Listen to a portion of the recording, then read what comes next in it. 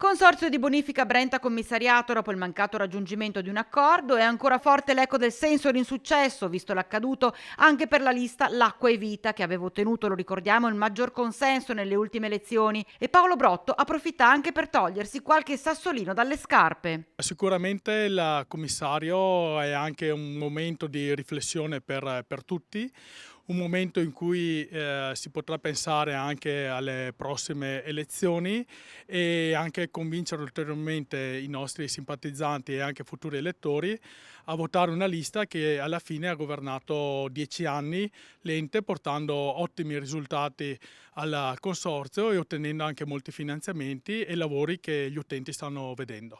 C'è chi ha detto che è entrata la politica in queste elezioni. Ci hanno accusato di essere una parte, espressione di una parte politica, ma voglio ribadire che tutti, diciamo, i candidati hanno varie sensibilità politiche, quindi di tutte le estrazioni.